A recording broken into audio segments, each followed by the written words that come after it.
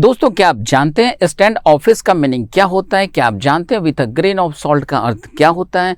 क्या आप जानते हैं सोइंग वाइल्ड ओट्स का किस तरीके से आपके एग्जाम में प्रश्न पूछा जाता है? क्या आप जानते हैं गोइंग प्लेसेस का मीनिंग क्या होता है? क्या आप जानते हैं टूक टू हिज हिल्स का मीनिंग क्या होता है? क्या आप जानते हैं हेड्स विल रोल से किस तरीके के प्रश्न आपके एग्जाम में पूछे जाते हैं? क्या आप जानते हैं हॉब्सन चॉइस का अर्थ क्या होता है? क्या आप जानते हैं give the devil his due का अर्थ क्या होता है? क्या आप जानते हैं मेड नो बोन्स अबाउट का मीनिंग क्या होता है? क्या आप जानते हैं स्टीव ऑफ का अर्थ क्या होता है? क्या आप जानते हैं give him a piece of my mind, ये जो ईडियम है इसका किस तरीके से आपके एग्जाम में क्वेश्चन पूछा जाता है? दोस्तों, आज का हम लोगों का ये जो सेशन है ये ईडियम्स एंड फ्रेजेस पे बेस्ड है। इसके पहले हम लोग 97 से लेकर 2004 तक का वोकैब का सेशन कंटिन्यू कर रहे थे, जिसमें हम लोगों ने सिनोनिम्स को पढ़ा, एंटोनिम्स को पढ़ा, वन वर्ड सब्स्टिट्यूशन को पढ़ा, मिस स्पेल्ड को पढ़ा। ये ईडियम एंड फ्रेजेस का आज सेकंड सेशन है। इसके साथ ही हम लोगों का 97 से 2004 का जो वोकैब का सेशन चल रहा था ये यहाँ पे समाप्त हो जाएगा। इसके बाद फिर हम लोग अलग ईयर का शुरू करेंगे, नेक्स्ट ईयर का हम लोग यहाँ से शुरू करेंगे वोकैब सेशन। ठीक है, चलिए तो आज इस वीडियो को हम लोग ईडियम एंड फ्रेजेस पार्ट 2 को यहाँ पे कवर करेंगे। ठीक है दोस्तों, मुश्किलों से भाग जाना आसान होता है, मुश्किलों से भाग जाना आसान होता है, हर पहलू जिंदगी का इम्तिहान होता है, हर पहलू जिंदगी का इम्तिहान होता है, डरने वालों को नहीं मिलता कुछ इस जहान में, डरने वालों को नहीं मिलता कुछ इस जहान में, लड़ने वालों के कदमों में जहान होता है, लड़ने वालों के कदमों में जहान होता है। दोस्तों, मैं अजीत कुमार आपके YouTube channel competition community SSC अर्थात कोको एसएससी पर आप सभी का बहुत बहुत स्वागत करता हूं। दोस्तों, आइए हम लोग यहाँ पे बिना किसी विलंब के अपने ईडियम पार्ट 2 को शुरू करते हैं। तो चलते हैं यहाँ से हम लोग अगले क्वेश्चन की तरफ और देखें क्या कुछ खास है हम लोगों के पास इस सेशन में। देखिए, ये जो आपका पहला क्वेश्चन दिखाई दे रहा है, I can do longer put up with. अब देखिए, ये पूरा आप पढ़ के भी ये इस तरीके से यदि सेंटेंस फॉर्मेट में आपका ईडियम एंड फ्रेजेस का क्वेश्चन गिवन हो तो आप इसको दो तरीके से बना सकते हैं। पहला, यदि आपको इस ईडियम एंड फ्रेजेस का मीनिंग आता है तब भी आप इसको बना सकते हैं। दूसरा, इस पूरे सेंटेंस का मीनिंग निकालना यदि आप जानते हैं तो इस सेंटेंस का सेंस निकाल लीजिए और उसके अकॉर्डिंग आप इसका आंसर कर सकते हैं। ये दोनों विकल्प होते हैं आपके पास। ठीक है, अब आइए देखिए, ये जो आपको यहाँ पे अंडरलाइन किया हुआ पार्ट दिखाई दे रहा है, इम्प्रूवमेंट का पार्ट आपको जो दिखाई दे रहा है, ईडियम एंड फ्रेजेस के क्वेश्चन जो हैं अलग से ईडियम एंड फ्रेजेस में भी पूछ लिए जाते हैं। ठीक है, और ईडियम एंड फ्रेजेस के क्वेश्चन या फ्रेजल वर्ब के क्वेश्चन आपके सेंटेंस इम्प्रूवमेंट में भी पूछे जाते हैं, इस तरीके से भी आपसे पूछे जाते हैं। ये क्या है? तो ये है हमारा फ्रेजल वर्ब। जब हम लोग फ्रेजल वर्ब का सेशन कंटिन्यू करेंगे उसमें पुट के बारे में हम आपको पढ़ाएंगे, तो पुट पे आधारित सारे के सारे फ्रेजल वर्ब हम आपको समझाएंगे। ठीक है, फिलहाल इसको हम लोग एक ही फ्रेज को यहाँ पे समझने का प्रयास करते हैं। दरअसल ये कोई ईडियम एंड फ्रेजेस नहीं है, दरअसल ये फ्रेजल वर्ब है। क्या है? तो दरअसल ये एक फ्रेजल वर्ब है, पुट वाला। ठीक है, देखिए, अब पुट अप विथ का प्रयोग किसके साथ करते हैं? व्यक्ति के साथ। ठीक है, अब पुट अप विथ का मतलब होता है सहन करना, बर्दाश्त करना। यदि आप किसी के साथ हैं तो उसके जितने भी नखरे होंगे आपको उठाने पड़ते हैं। ठीक है, विशेष रूप से ऐसी चीज़ों का अनुभव उनको होता है जिनके बॉयफ्रेंड होते हैं, गर्लफ्रेंड होते हैं या जो शादीशुदा लोग होते हैं। ठीक है, तो आपको सामने वाले का नखरा उठाना पड़ता है। ठीक है, बात समझ में आ रही है? चलिए यहाँ से आगे बढ़ते हैं। तो सहन करना, बर्दाश्त करना, ऐसा इसका मीनिंग होता है। अब आइए इससे रिलेटेड हम लोग ऑप्शन ढूंढते हैं। एंड्योर का मतलब होता है सहन करना, बर्दाश्त करना। सप्रेस का मतलब होता है दमन करना, माने जबरदस्ती किसी का दमन करना। जैसे कि आप जालियांवाला बाग हत्याकांड का नाम सुने थे, स्वतंत्रता संग्राम में यही हो रहा था। यदि छोटे छोटे समूह में लोग आवाज़ उठा रहे थे तो अंग्रेज लोग क्या करते थे? उनकी आवाज़ को सप्रेस कर देते थे, दमन कर देते थे। ठीक है, बात समझ में आई? यानी कि उनकी आवाज़ को दबा दिया जाता था, इसको कहते हैं सप्रेस करना। ठीक है, बलपूर्वक नियंत्रण करना या किसी को दबा देना। ठीक है, नेक्स्ट आगे बढ़े। इवेड। इवेड का मतलब होता है किसी परिस्थिति का सामना करने से बचने के लिए भाग निकलना।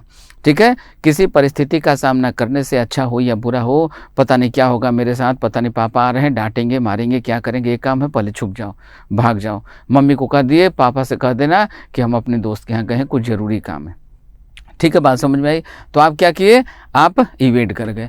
अज्यूम का मतलब क्या होता है? मानना, कल्पना करना। अब इस क्वेश्चन का हमारा आंसर क्या बनेगा? हमारा आंसर बनेगा ऑप्शन नंबर ए। नेक्स्ट यहाँ से आगे बढ़ते हैं, चलते अगले क्वेश्चन की तरफ। देखिए, अगला क्वेश्चन क्या है? Drew his on his fancy. अब सबसे पहले इस फैंसी का मीनिंग आपको पता होना चाहिए। फैंसी का मतलब होता है फुल ऑफ इमेजिनेशन। क्या होता है? फुल ऑफ इमेजिनेशन, यानी कल्पना से भरा हुआ। ठीक है, जैसे कोई व्यक्ति ज़्यादा काल्पनिक हो, कल्पनाओं में खोया रहता हो, किसी की याद में खोया रहता हो, इमेजिनेशन करता रहता हो, इस तरीके की घटना हो सकती है, उस तरीके की घटना हो सकती है। ठीक है, अब इसका सीन आपको एक जगह और मिलता है फिल्म में। ठीक है, आप याद कीजिए, एक मूवी आई थी, उसमें शाहरुख खान थे और कौन थी उनके सामने डांसर के रूप में थी, कौन सी थी वो? ऐश्वर्या राय। ठीक है, और वो कहता है कि मेरे सपने में ऐश्वर्या राय आती है डांस करने और गलती से उसका पैर मेरे पैर में सट जाता है, तो वो हमसे सॉरी बोलती है और चलो अब तुम भी सॉरी बोल लो। ठीक है, अब फिल्म का नाम मुझे याद नहीं है, ज़रा ध्यान दीजिए। ये क्या है? ये जो शाहरुख खान का स्टेटमेंट आता है उस मूवी में, ये पूरा का पूरा क्या? पूरा का पूरा इमेजिनेशन है, सब का सब क्या है? फैंसीफुल है। कैसा है? फैंसीफुल। तो फैंसी का मतलब क्या हो गया? इमेजिनेशन, कल्पना। आइए इससे रिलेटेड हम लोग ऑप्शन ढूंढें। Used his understanding. अब इसमें अंडरस्टैंडिंग की कहीं कोई सवाल ही पैदा नहीं होती, कैंसिल हो गया। यूज्ड हिज नॉलेज, नॉलेज का कोई मतलब नहीं है, ये देखिए मिला इमेजिनेशन, ये हो सकता है। अगला ऑप्शन देखिए, यूज्ड हिज स्किल, स्किल का इसमें कोई वास्ता नहीं है। इस क्वेश्चन का आंसर क्या बना? तो हमारा आंसर बना ऑप्शन नंबर सी। नेक्स्ट, यहाँ से आगे बढ़ते हैं, अगले क्वेश्चन में चलते हैं। माई नेबर हैड टू पे थ्रू हिज नोज। अब देखिए, पे का मतलब देना, चुकाना। ठीक है, थ्रू मतलब किसी माध्यम से देना। अब यहाँ पे दे दिया हिज नोज। अब देखिए इसका प्रयोग कहाँ होता है? जैसे मान लीजिए आप अपने घर से निकलते हैं स्टेशन के लिए। ठीक है, आप जहाँ कहीं भी जिस किसी भी शहर में रहते हैं, आपके घर से मान लीजिए स्टेशन का जो किराया है, रेलवे स्टेशन का जो किराया है, आमतौर पे 100 रुपये हो। ठीक है, अब आप किसी दिन कहीं स्टेशन जाने के लिए किसी काम से निकलते हैं और किसी ऑटो वाले से पूछे, भाई यहाँ से स्टेशन चलोगे? हाँ चलेंगे। कितना किराया लोगे? उसने कहा 200 रुपया लेंगे, 250 लेंगे, 150 लेंगे। अब वो कितना मांग रहा है आपसे? जो वाजिब था, जो जनरल रेट चल रहा है उससे ज़्यादा। और कभी कभी क्या होता है कि मजबूरी में आपको जाना पड़ता है। ठीक है, आप कभी लेट नाइट हो या अर्ली मॉर्निंग हो तो आपको फेयर ज़्यादा देना पड़ता है, किराया आपको ज़्यादा देना पड़ता है। देते तो आप हैं ही, लेकिन अनमने तरीके से देते हैं। ठीक है, इसी को कहते हैं पे थ्रू वंस नोज। क्या कहते हैं? पे थ्रू वंस नोज, मतलब जितना है उससे कई गुना ज़्यादा देना, जितना है उससे ज़्यादा देना। बात समझ में आई? और खुशी पूर्वक नहीं बल्कि अनमने तरीके से देना। ठीक है, क्योंकि आपके साथ कभी भी ऐसी घटना होगी तो आप देते तो जरूर हैं मजबूरी में, लेकिन खुश होकर नहीं देते, आप अनविलिंगली देते। ठीक है, चलिए अब आ जाइए। पे ह्यूज लोन, लोन का इससे कोई वास्ता नहीं है। पे अ रीजनेबल प्राइस, जितना प्राइस होना चाहिए उतना देना, तो ये पे थ्रू होता नहीं। नेक्स्ट, पे एन एक्सट्रीमली हाई प्राइस, ये हो सकता है। अगला देखिए, ये भी एक इडियम एंड फ्रेज है, मेक अ क्विक बक। अब ये बक क्या होता है? बक कहा जाता है अमेरिकी डॉलर को। किसको? अमेरिकी डॉलर को कहा जाता है बक। अब मेक अ क्विक बक मतलब बहुत तेजी से पैसा बनाना, विशेष रूप से इलीगल साधन का यूज करके, बेईमानी करके तेजी से पैसा बनाना। ठीक है, ये भी एक इडियम एंड फ्रेज है, इसको आप नोट कर लीजिएगा, याद करिएगा, लिखिएगा और बाद में आप इसको ध्यान में रखिएगा, रिवाइज करते रहिएगा, ये फ्यूचर में आ सकता है। ठीक है, अब इस क्वेश्चन का आंसर हमारे पास क्या बनेगा? इस क्वेश्चन का आंसर बना हमारा ऑप्शन नंबर सी। नेक्स्ट, अगले क्वेश्चन की तरफ चलें। अगला क्वेश्चन देखिए क्या है? Rest on their laurels. अब आप याद कीजिए CHSL 2021 का, जिसका एग्जाम 2022 में हुआ था, उसमें भी इस टाइप के क्वेश्चन पूछे गए थे और तब भी हमने आपको बताया था लॉरेल का मतलब क्या होता है।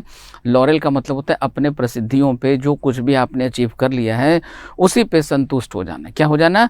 उसी पर संतुष्ट हो जाना। ठीक है, अब रेस्ट ऑन का मतलब होता है डिपेंड ऑन, रेस्ट ऑन का मतलब डिपेंड ऑन, तो मतलब जो भी आपके अचीवमेंट्स रहे हैं आप उसी पे डिपेंड कर गए। अब इससे हमको ज़्यादा कुछ करने की ज़रूरत नहीं है, हमने ऐसा काम कर लिया, हमने वैसा काम कर लिया, दैट्स इनफ। ठीक है, चलिए आ जाइए ऑप्शन में चलिए। टू बी अनहैप्पी, यहाँ पे अनहैप्पी से कोई वास्ता नहीं है। इम्पेशेंट मतलब अधीर होना, बेचैन होना। ठीक है, यहाँ जाइए मोटिवेटेड, अब मोटिवेटेड से कोई वास्ता नहीं है।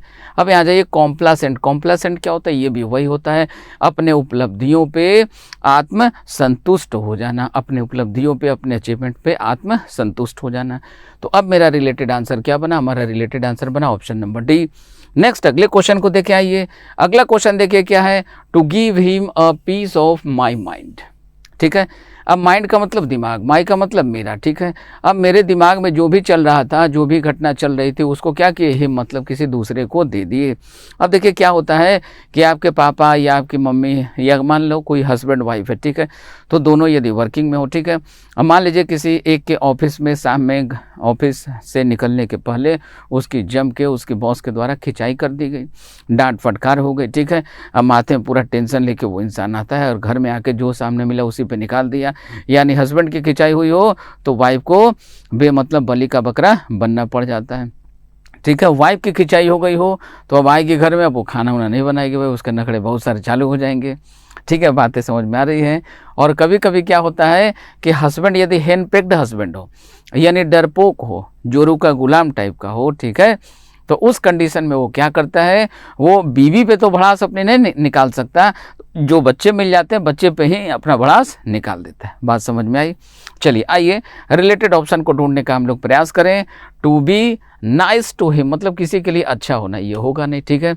रिप्रिमांड हिम ये हो सकता है, ठीक है। आगे देखें, टू टेक रिवेंज, रिवेंज का मतलब होता है बदला, ठीक है, बदला लेना भाई, किसी से बदला लेना, बदला का इसमें कोई मतलब नहीं है।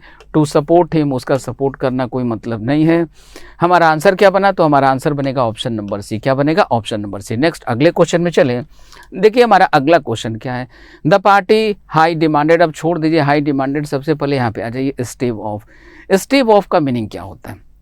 स्टेव ऑफ का मीनिंग होता है किसी चीज़ से बचना, किसी चीज़ से बचना, एवॉइड करना, परहेज करना, दूर रहना। जैसे आप मान लीजिए किसी बच्चे को आपको घर में ट्रेनिंग दिया जाता है, हमारे आपके जो पेरेंट होते हैं वो हम सबों को शिक्षा देते हैं, बेटा स्मोकिंग नहीं करना, ठीक है। अब आप यदि अपने पेरेंट के आज्ञाकारी बच्चे हैं तो यदि आपका दोस्त सिगरेट पी रहा होता है, वो आपको ऑफर करता है, अरे आओ भाई पी लो, इससे कुछ होता, देखो हम सब लोग पीते, क्या हो रहा है बताओ, जबकि उसका डब्बे पे लिखा होता है कि टोबैको का यूज़ करने से स्मोकिंग किल्स, और टोबैको का यूज़ करने से क्या होता है भाई, तो कैंसर होता है, लिखा होता है डब्बे पे, ठीक है। लेकिन फिर भी लड़का पिए जा रहा है, उल्टा आपको भी कन्विंस करता है, देखो हम 4 साल से पी रहे हैं, 5 साल से पी रहे हैं, कहाँ कैंसर हुआ बताओ, डब्बे पे लिखा है, लिखे रहने दो भाई। वो लड़का साइंटिस्ट एक्सपेरिमेंट कर रहा है, ठीक है, वो एक्सपेरिमेंट कर रहा है कि हम 4 साल से पी रहे हैं, 5 साल से पी रहे हैं, अभी तक कुछ हुआ नहीं, देखते हैं आगे कुछ होता है या नहीं होता है, ठीक है। अब एक बात तो समझ में आती है, सिगरेट पीने वाला साइंटिस्ट है, लेकिन गुटखा जो खाता है, तंबाकू खाता है, वो क्या कर रहा है ये समझ में नहीं आता, ठीक है। सिगरेट पीने वाला रिसर्च कर रहा है अपने बॉडी के ऊपर, ठीक है, लेकिन जो गुटखा खा रहा है, तंबाकू खा रहा है, उसका समझ में नहीं आता कि वो क्या कर रहा है, ठीक है। चलिए आगे बढ़ते हैं। अब स्टेव ऑफ का मतलब क्या हो गया, बचना, किसी चीज़ से बचना, अवॉइड करना, टालना, परहेज करना, ठीक है। आइए ढूंढे। पोस्टपोन मतलब सस्पेंड कर देना, स्थगित कर देना। अगला वेट एंड सी, प्रतीक्षा करना, वेट एंड वॉच करना, ठीक है। Allow it to take its own course मतलब किसी को सहमति दे देना कि आप आइए और अपना काम कीजिए। नेक्स्ट प्रिवेंट, प्रिवेंट का मतलब रोकना, हटाना, टालना, बचना। तो इस क्वेश्चन का आंसर बनेगा मेरा ऑप्शन नंबर डी। क्या बनेगा? ऑप्शन नंबर डी बनेगा। नेक्स्ट अगले क्वेश्चन में चलें। देखिए अगला क्वेश्चन क्या, टेक आफ्टर। अब देखिए क्या होता है कि हम सबों का चेहरा अपने परिवार के मेंबर के इक्विवेलेंट होता है, ठीक है। तो मान लीजिए हमारा आपका या किसी व्यक्ति का चेहरा, किसी लड़के लड़की का चेहरा उसके या तो माता से मिलेगा, पिता से मिलेगा, दादा से, दादी से, भाई से, बहन से, ऐसा मिलता है किसी न किसी से, ठीक है। उससे मिलता जुलता उसका चेहरा होता है। तो कहा जाता है कि इसका चेहरा जो है, या ये जो लड़की है ये अपनी माँ पे गई है, ये जो लड़का है अपने पिता पर गया है, एंड सो ऑन। तो टेक आफ्टर का मतलब होता है किसी से मिलता जुलता होना, किसी के समान होना, ठीक है। बात समझ में आई? चलिए ऑप्शन ढूंढे। फॉलो मतलब अनुसरण करना, ओबे आज्ञा का पालन करना, इमिटेट नकल करना, रिजेंबल किसी के समान होना। तो हमारा आंसर क्या बनेगा? हमारा आंसर बन जाएगा ऑप्शन नंबर डी। क्या बनेगा? आंसर बनेगा ऑप्शन नंबर डी। नेक्स्ट अगले क्वेश्चन में चलें। यहाँ देखिए मेड नो बोन्स अबाउट। अब देखो इसको ऐसे समझा जा सकता है, जैसे आप सुने हड्डी में कबाब में हड्डी होना, ऐसा आपने सुना है, कबाब में हड्डी होना मतलब जो मज़ेदार चीज़ था उसमें कुछ ट्रबलसम चीज़ होना, ठीक है। अब ये देखिए बोन मतलब हड्डी है, यहाँ पे लगा हुआ है। अब इसमें नो भी लगा हुआ है, मतलब कोई हड्डी नहीं है, मतलब आपका काम एकदम स्मूथ है, आप सर्टेन हैं, डिफरेंट हैं, सुनिश्चित हैं, अश्योर हैं, ठीक है, कि आपका काम मज़े में चलेगा ही चलेगा, अब आपको कोई ट्रबल नहीं होना, ठीक है। आइए रिलेटेड ऑप्शन ढूंढें। Did not have any hesitation हो सकता है। आगे बढ़े।